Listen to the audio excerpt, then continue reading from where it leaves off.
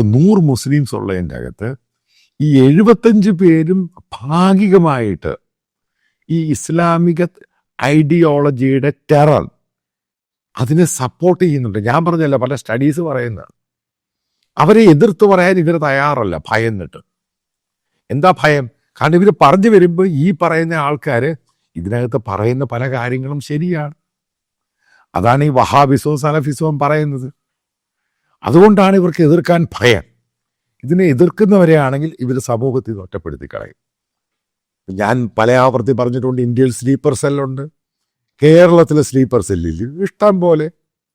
അതായത് ഹമാസ് ഇസ്രായേലുമായിട്ടും ഫാൽഗാം അറ്റാക്കും, അതേപോലെ തന്നെ ഡൽഹി റെഡ് ഫോർട്ട്, അവിടൊക്കെ ഈ വാർത്തകൾ വരുമ്പോൾ അതിൻ്റെ താഴെ ഇത്രയും ഇമോജീസ് വരുന്നതിൻ്റെ കാര്യം എന്തുവാ? എന്താ അതിൻ്റെ കാര്യം? സ്ലീപ്പർ സെല്ല് തന്നെയാണ്, വളരെ ആക്റ്റീവാണ്. അവർക്ക് പത്രങ്ങളുണ്ട്, സാറ്റലൈറ്റ് ചാനലുണ്ട്, വെബ്സൈറ്റ് ഉണ്ട്, സോഷ്യൽ മീഡിയ പ്ലാറ്റ്ഫോം ഉണ്ട്. അപ്പം നാച്ചുറലി ഇതൊക്കെ കൺവേർട്ട് ചെയ്യുവാണ്. ഇതൊക്കെ കൺവേർട്ട് ചെയ്ത് അടുത്ത ജിഹാദ് ഫാക്ടറി ആയിട്ട് ഉണ്ടാകാൻ പോവുകയാണ്. ഇന്ത്യയിൽ ഏറ്റവും കൂടുതൽ ആൾക്കാർ ISIS വേണ്ടി ജോയിൻ ചെയ്യാൻ പോയത് കേരളത്തിൽ നിന്നാണ്. ഞാൻ പറയുന്നില്ല, ഗവൺമെൻറ്റിൻ്റെ കണക്കാണ്.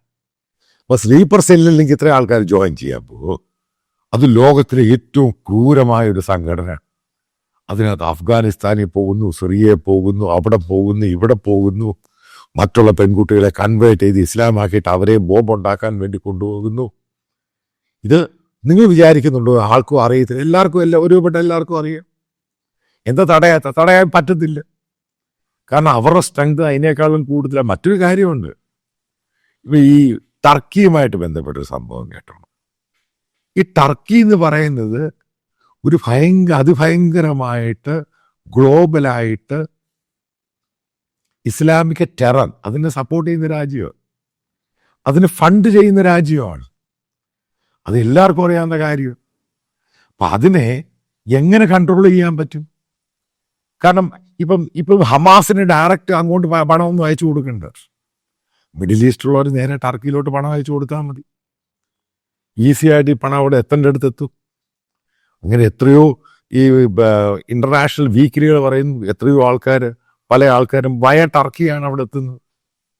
അതുകൊണ്ടാണ് ബെഞ്ചമിൻ നെതന്യാഹു ഇന്ത്യ ഗവൺമെൻറ്റിനോട് പറഞ്ഞത് ഹമാസിനെ ഇന്ത്യ ബാൻ ചെയ്യണം, ഇതിനെ മോണിറ്റർ ചെയ്യണം. കാരണം ഇവർ ഈ ഫണ്ട് ടെററൈസ് എന്ന് പറയുന്നത് വലിയ ഇഷ്യൂ ആണിത്.